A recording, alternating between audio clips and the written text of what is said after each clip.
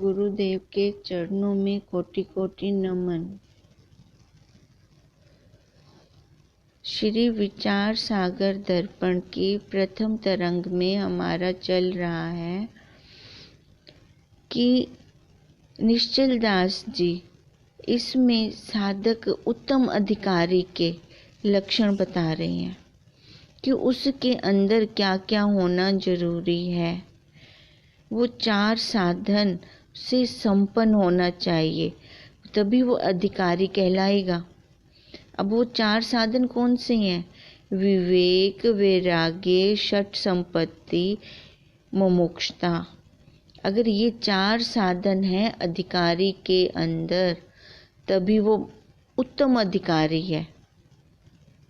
अब विवेक, अब पहले तो विवेक हो उसको कि 2 में कौन सा सत्य है, 2 को अलग अलग करके देखे, फिर उसको दिखाई देगा कि ये जगत मिथ्या है और वो आत्मा सत्य है। इस प्रकार उसने विवेक किया सबसे पहले। अब विवेक का फल उसको क्या मिला कि वैराग्य, वैराग्य उसमें आया। अब वैराग्य क्या आया? ब्रह्म लोक तक जितने भी भोग हैं उनको वो अपना नहीं मानता। वो देख रहा होता है कि ये मैं नहीं हूँ, मेरे नहीं है। अभी निश्चल दास जी सबसे पहले हमें भी देखो, ये खाली उस उत्तम अधिकारी के लिए नहीं है। क्या उत्तम अधिकारी हम भी तो बनना चाह रहे हैं ना? हम भी तो अपने स्वरूप की तरफ जाना चाह रहे हैं कि हम भी वहाँ जाएं। अब जिसका ये प्रश्न होगा वो इनके साथ साथ अपना मिलान भी करता जाएगा, क्योंकि निश्चल दास जी हमें वैराग्य की लो लगा रहे हैं। ये लो हम स्वयं लगाकर देखो, गुरु पहले तो खुद का प्रश्न बने ये हमारा कि मेरे को बस अब बहुत हो गया, अब मेरे को इस संसार से छूटना है, क्योंकि इसने अब तक मेरे को क्या दिया। अब ये जब तक ये खुद का मेरा प्रश्न नहीं बनता तब तक मैं आगे कैसे चल सकती हूँ। अब इसलिए सबसे पहले हम गुरुदेव के पास कैसे आए? पहले हम वैराग्य, वो वैराग्य था कि संसार हमें अच्छा लग रहा था। देखो, हम स्वयं गुरुदेव के पास सबसे पहले ये जो उत्तम अधिकारी है ना, ये लो लगा कर जाएगा। लो तो होगी कि संसार मेरे को अच्छा नहीं लगता, पर उसको छूटने का रास्ता नहीं पता होगा। कुछ पता नहीं है होता उस काल में कि हम यहाँ से कैसे बच के निकल सकते हैं। अब वो लो तो लगती है कैसे? अभी या तो देखो कोई वो ईंधन हो, कोई साधन हो, कोई तेल हो, है ना, तब लगती है ना लो। अब ना तो हमारे पास कोई घर में तेल था, ना मोमबत्ती थी, तो लाइट ना होने पर भी अंधेरे में दिल हमारा कितना घबराया। अब इस शरीर रूपी घर में ना तो कोई मोमबत्ती थी, ना ही तेल था। फिर ये जीव कितना अंदर से कलपता था, कितना इसका दिल घबराता था। पर हमारे गुरुदेव ने देखो, जितने भी हम साधक गए गुरुदेव के पास, अब गुरुदेव ने क्या किया? सबके अंतःकरण रूपी घर में दीपक जलाया, अपना प्रकाश दिया उन्होंने। अपने आप ही तेल लाए, वट बनाई, दीपक लाए, पर हमारे अंदर लो जला दी, प्रकाश कर दिया। अब वो लो लगी तभी तो विवेक कर पा रहे हैं हम, क्या सही है और क्या गलत है। जिससे हमें विवेक हुआ आत्मा और अनात्मा का, शुचि और अशुचि का, सारा दृश्य प्रपंचों का। जो हम इन आँखों से पहले देखते थे तो हमें क्या लगता था कि यही सत्य है, मैं भी सत्य, मेरे वाले भी सत्य। पर उस सत्य से कभी हमें सुख की सांस नहीं आई, जिसको मैंने बनाया हुआ था। पर वो था नहीं, मैंने खुद बनाया था, अपनी मनोत से बनाया था। सुख था उनमें, था ही नहीं तो हमें मिलता कहाँ से। अब सुख हमें कैसे मिला, हमें वैराग्य कैसे आया? जब गुरुदेव के महावाक्य हमने अपनी बुद्धि में बिठाए।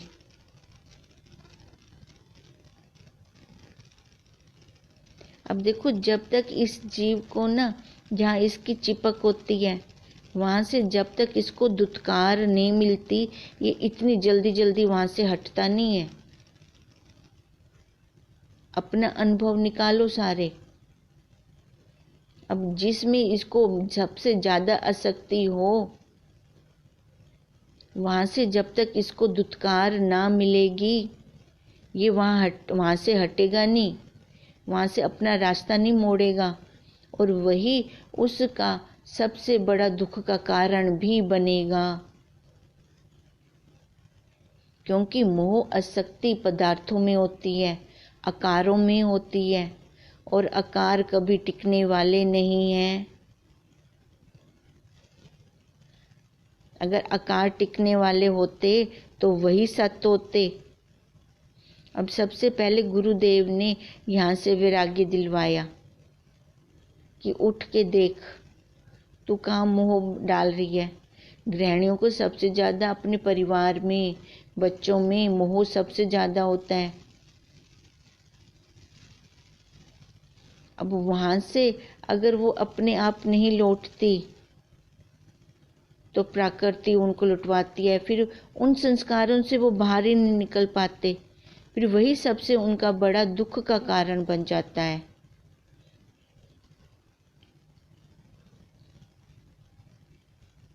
अब अगर एक समझदार तो हम सारे हैं। देखो, वहाँ से दुत्कार भी मिल रही है तो वहाँ से हट जाएं, क्योंकि ये एक मटके को जान लो तो सारे मटके जाने जनाई हमें मिलेंगे। फिर देह या देह वालों के सुख में ये सुखी नहीं होगा, और ना ही इसको कोई ऐसी इच्छा करेगा। फिर उनके दुख में ये रोएगा नहीं, कल्पेगा नहीं, क्योंकि हमें सबका सब रूप बता दिया गुरुदेव ने। जो बना है सो बिनसेगा। अब जितना मत्था गुरुदेव ने हमारे साथ मारा है, स्वरूप वस्तु का देखो, देखा सो ख्यर जानना। अब जितना उन्होंने हमारे साथ मत्था मारा है, तो हम उतना उनको प्रणाम भी तो दें, उनको रिजल्ट भी तो दें। अब क्या रिजल्ट? कि हमें विरागी आ जाना चाहिए इस संसार से।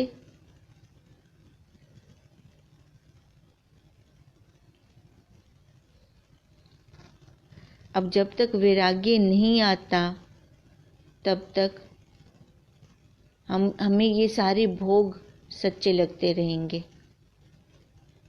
अब जैसे कोई कह दे कि इस बर्फी के अंदर विष है, तो हम उस बर्फी को खाएंगे?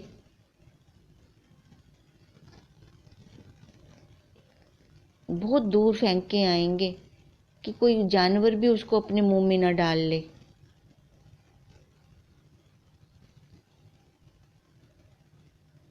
हम वहाँ से उसको उठाएंगे नहीं, उसको लेंगे नहीं। अब ऐसी गुरुदेव हमें बार बार बता रहे हैं कि ये इंद्रियां और इनके विषय विष के समान है, विष के समान है। तो बुद्धि में ये दृढ़ता क्यों नहीं आ रही? मन बार बार इनकी तरफ क्यों जा रहा है? देखो, वो विष वाली बर्फी ना हम खाएंगे, ना किसी को खाने देंगे, पर ये भी तो, इंद्रियां भी तो विष हैं। कितनी बार डसती हैं हमें ये। फिर भी हमें ये समझ क्यों नहीं आ रही, अपने आप में लौट क्यों नहीं रहे, अभी तक भी हमारी संग्रह बुद्धि क्यों बनी हुई है। अब क्योंकि हम रुकते नहीं हैं, देखते नहीं हैं, हम रुक कहाँ जाते हैं संसार में। अब संसार में रुकेंगे तो वहां से तो वो सरकता जा रहा है, सरकता जा रहा है, हाथ में आया हमारे। हम विचार करें, जिसको मैंने आज तक पकड़ना चाहा था, जिसको भी, कोई भी पदार्थ, क्या वो वैसा का वैसा आज तक मेरे पास बना रहा। जो पुत्र बचपन में मेरे से 1 मिनट भी दूर नहीं रह सकता था और मेरे को भी लगता था कि मेरे बेटे जैसा तो और किसी का बेटा है ही नहीं, तो वो आज वैसी चिपक है उसकी आज। मानो चलो वैसी चिपक भी ना हो, हमारे पास आके बैठता भी है।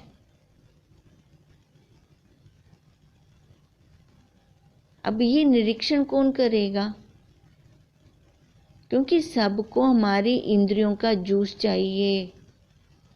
जब तक ये इंद्रियां चल रही हैं तब तक तो हम सबको अच्छे लगेंगे। जब इन इंद्रियों का जूस निकल गया, खाली फोग रह गई, फिर ये किसी को भी नहीं अच्छा लगेगा। अब जैसे जूस लेते हैं, फोग बाहर फेंक देते हैं। अब यही हाल इस जीव का भी हो रहा है, जो अभी तक अपने आप को इन देह से, आसक्ति से, मोह से, माया से अलग नहीं कर पा रहा। जब तक उसको खुद को वैराग्य नहीं आता, सबका स्वरूप बदलने वाला है, सबका स्वरूप बदलने वाला है। इस सच्चाई को स्वीकार कर लें। जितने जल्दी स्वीकार कर लेंगे उतना हमारा ही फायदा है।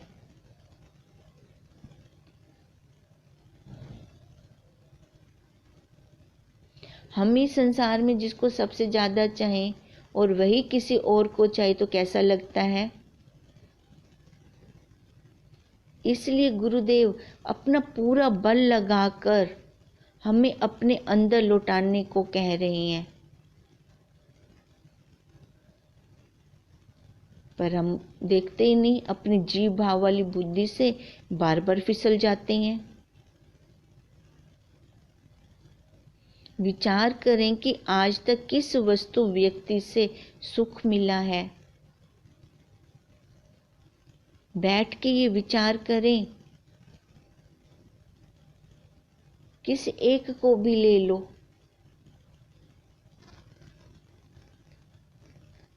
तभी तो हमें वैराग्य आएगा। हम तो अंधों हैं, आंखें वाले अंधे हैं। इनके साथ वहां से हमें विक्षेपता भी मिल रही है, तिरस्कार भी मिल रहा है, फिर भी उन्हीं के लिए मर रही हैं। इस शरीर ने तो वैसे ही जाना है, एक बार उसके साथ लो लगा लें, देख लें वहां से हमें कुछ क्या पता नया मिल जाए।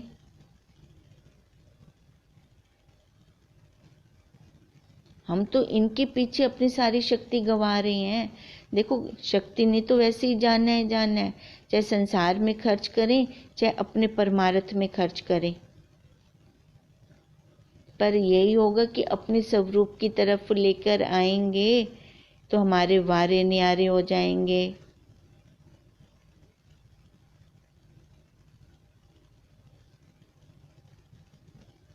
अब यही गुरुदेव हमें बार बार समझाते हैं। किसी दूसरे का एक दिन भी हम काम करके आते हैं ना, तो देखो उसको सुनाते हैं फिर, पर अपने घर में रोज रोज सारा काम करते हैं, वो तो हमें दुख रूप नहीं लगता। वो तो अच्छा लग रहा है कि अपने घर का काम है, अपने घर का काम है। अब गुरुदेव कह रहे हैं ना, जो तू ये अपने घर का काम बोल रही है ना, ये और के घर का काम है। अपना काम तो अपने स्वरूप की तरफ ले जाने वाला है, बस। अब जब तक इस शरीर पे बैठ के भी इसको तू अपना बोलती रहेगी तो तेरे को वैराग्य आ ही नहीं सकता।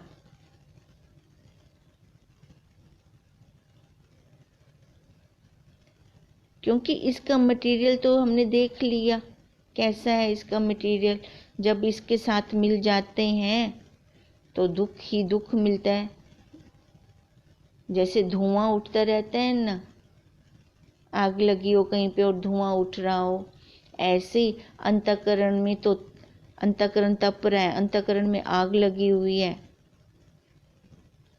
तो इन गंदगियों का धुआं उठ रहा है, इन विषयों का धुआं अंदर से उठ रहा है।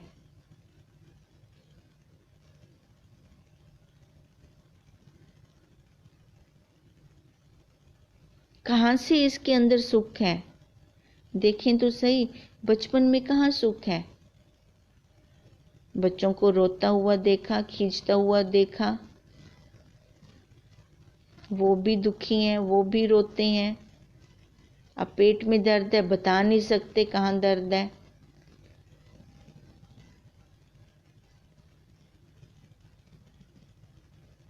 अब दुख का रूप, दुख के रूप बदलते गए बदलते गए।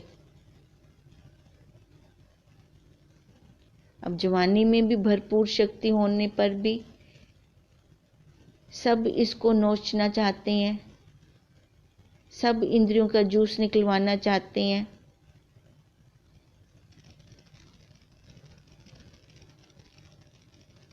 अब कैसे कैसे नोच रहे हैं, कोई पति का रूप बनाकर, कोई सास का रूप बनाकर, कोई बुआ का रूप बनाकर। तो हम देखें इस रूप में ही दुख है। हमारा होमवर्क भी चल रहा था भी हम अगर देखते रह जाएंगे इन आकारों को, दिखता तो उनका रूप है पर वो हमें रूप ना दिखकर क्या दिखाई देता है? उपाधियां। जब उसमें बैठ जाते हैं फिर दुखी होने शुरू हो जाते हैं। इन आकारों में दुख है।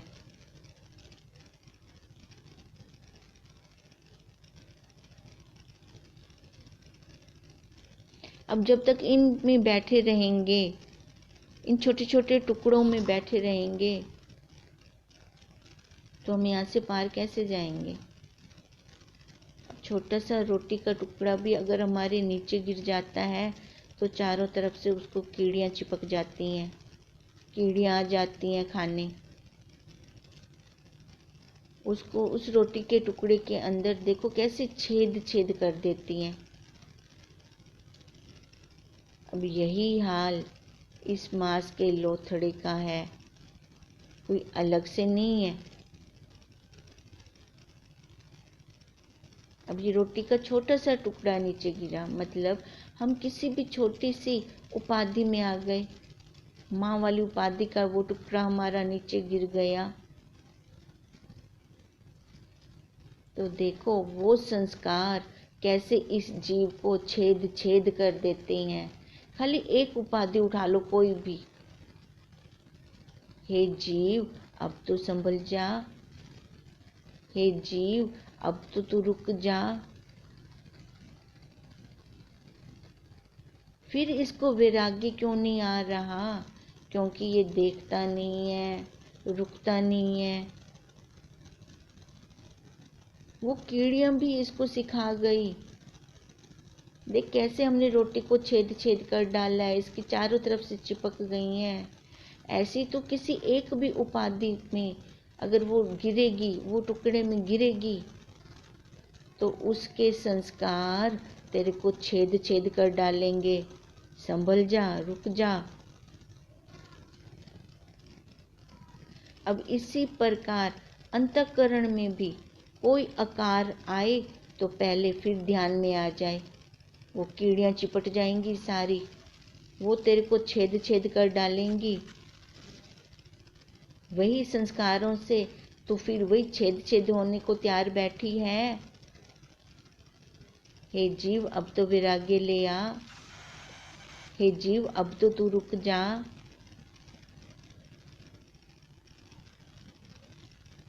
अब देखो अगर हमें शिक्षा लेनी है ना तो हमें एक छोटी छोटी बच्चे भी हमें शिक्षा दे जाते हैं।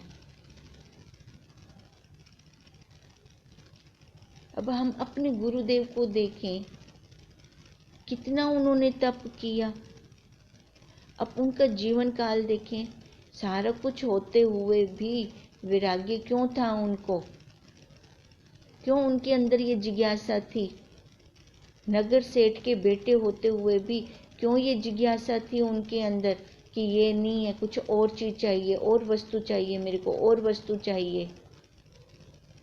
क्योंकि वैराग्य था, उत्तम अधिकारी थे, तो काम जल्दी बन गया।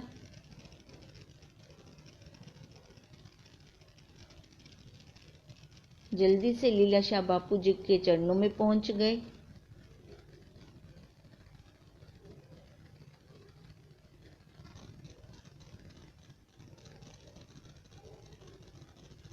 कितना तपोमय जीवन था हमारे गुरुदेव का। क्या हम ऐसा जीवन व्यतीत कर सकते हैं? हमें तो देखो बिल्कुल एक प्लेट तैयार करके दी है, यहाँ तक कि उस की बाइट भी हमारे मुंह में रख दी है। अब हमसे खाली चबाया नहीं जा रहा, चबाना तो हमें खुद को ही पड़ेगा। ये चबाना क्या, जब तक अच्छी तरह से वैराग्य नहीं आता, कारण वैराग्य ना हो, पक्का वैराग्य हो। तिरस्कार तो सभी से मिल रहा है, मिल रहा है। बाहर के क्या बात करनी, अपने शरीर को जो हमने अपना मान रखा है, इससे भी तिरस्कार कितना मिल रहा है। ये हमारा कहानी मानता आज तक, अभी तक भी मैं इसकी सांभ कर रही हूँ, फिर भी ये मेरा कहानी मानता। कितना बड़ा तिरस्कार है। फिर क्यों नहीं वैराग्य आ रहा इससे? क्यों नहीं इस देह को मैं देह देख पा रही? क्योंकि बुद्धि में अभी वल है। अब ये वल कैसे निकलेगा? जब हम गुरुदेव के चरणों में आके बैठेंगे। अपनी आंचल की छांव में तो गुरुदेव ने हमें लिया हुआ है।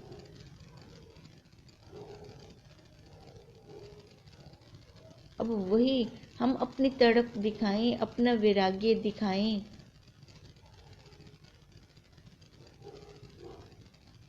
अब गुरुदेव ने हमारे लिए कितना तप किया। वही अपने बच्चों को देखो, माँ बाप कमाते हैं, जो बच्चा उस घर में पैदा होता है वो उसकी निधि बन जाती है, वो खजाना उसका ही बन जाता है। अब ऐसे हमारे गुरुदेव ने हमारे लिए कितना तप किया। अब वही खजाना हमें वो दे रहे हैं, हमारे लिए नई नई युक्तियां तैयार कर रहे हैं। ना जाने कौन सी युक्ति से मेरा ये बच्चा चल पड़े और इनको वैराग्य आ जाए। कौन सी युक्ति से मेरे बच्चों को इनके अपने घर का रास्ता मिल जाए। अब देखो वो दिखा रहे हैं हमें, हम ही हैं कि अभी तक भी उलझे पड़े हैं। हम अभी तक भी नहीं समझ पा रहे। कोई भी हमारे दुख का कारण नहीं है। यह को अलग ना करके ही हम दुखी हो रहे हैं। यह क्या, यह देह, यही सबसे बड़ा हमारा कारण है। अगर इसको मैं सच्चा मानती हूँ तभी तो संसार वालों को इसके दुख सुनाने जाती हूँ, एक एक के आगे इसकी गाथा गा रही हूँ। और क्या कर रही हूँ? अब जिसके पास भी जाते हैं हमारा वो एक पन्ना और भी साथ में जोड़ देते हैं कि तू सच्ची है।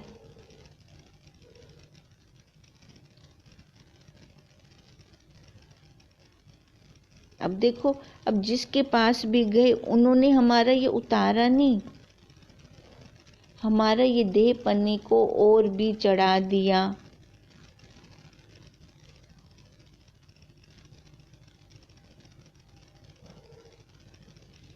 अब एक निष्ठ हमारे गुरुदेव ही हैं जो इस देह के पन्ने को उतारते हैं। देखो, अब गुरुदेव के पास कोई सास बनकर बहू का दुख लेकर गए तो उन्होंने क्या बोला? गुरुदेव ने क्या कहा? अरे तू पहले देख, तू सास है। जब तू सास ही नहीं है तो बहू कैसे आ गई तेरी? तू देह ही नहीं है तो तूने ये अपने ऊपर सास वाला पर्दा कैसे डाल लिया? सास वाला शरीर कैसे डाल लिया? उपाधि में कैसे आई? उपाधि में आएगी तभी तेरे को बहू का दुख लगेगा।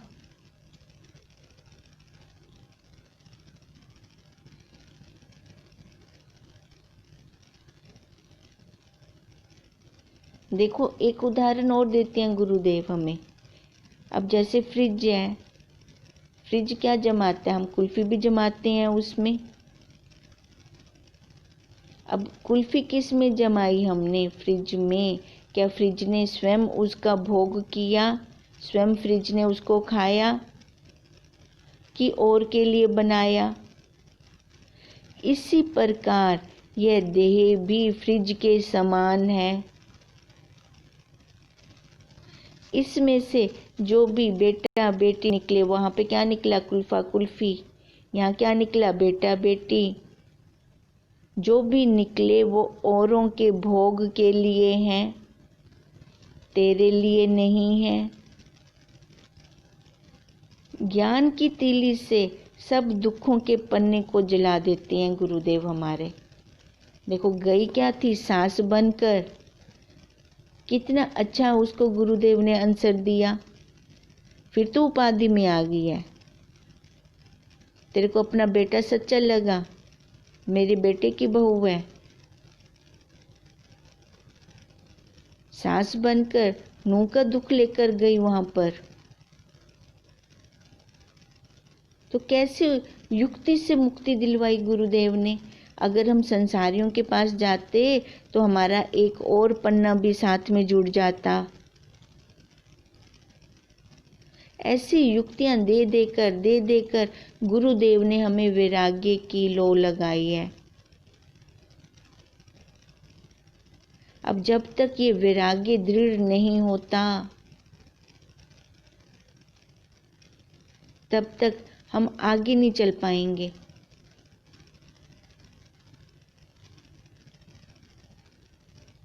आगे चलना मतलब अपने स्वरूप की तरफ नहीं लौट पाएंगे। ये कारण वैराग्य तो सभी को मिलता है, पर वो सारे जीव लल्लू चप्पू में फंस जाते हैं। गुरुदेव ने बोला, जहाँ से एक बार कारण वैराग्य आया तो दोबारा वहाँ से क्या तिरस्कार नहीं होगा? उतनी काल के लिए तेरे अंदर बस वो विक्षेपता चलेगी।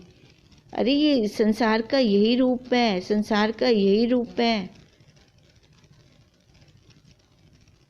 तू संभल जा, हे जीव, तू अब संभल जा, तू अब रुक जा। इसको बार बार दिखाएं। अब क्या हमने सबको चीख चीख के बोलना है? बच्चे हैं तो चीख के बोलना है कि मैं तेरी माँ नहीं हूँ? नहीं, व्यवहार करना है, पर अंदर से सचेती हो कि ये रूप बदल बदल के मेरे सामने आ रहे हैं। हमारा होमवर्क भी यही चल रहा है कि ये दृढ़ता हो कि ये रूप है, रूप है, रूप है। रंग में न फंसें, संबंधों में न फंसें। अगर जहाँ पे हम रंग में, संबंध में फंस जाते हैं, वहीं पर ही तो हमें धोखा मिलता है। वहाँ पे फिर हमें किसी से अपेक्षा ही नहीं रहेगी। अगर रूप देखकर हम काम कर रही हैं, संबंध जोड़ के काम करेंगे तो वहाँ से फिर देखो कैसे तिरस्कार वाले संस्कार भी हमें मिलेंगे। क्योंकि मेरी कामना है ना, मेरी इच्छा है ना कि वो सामने वाला पूर्ण करे। अब वो ना करे तो उसके हाथ की बात है। मैं दीन हो गई, हीन हो गई, उसके ऊपर डिपेंड हो गई।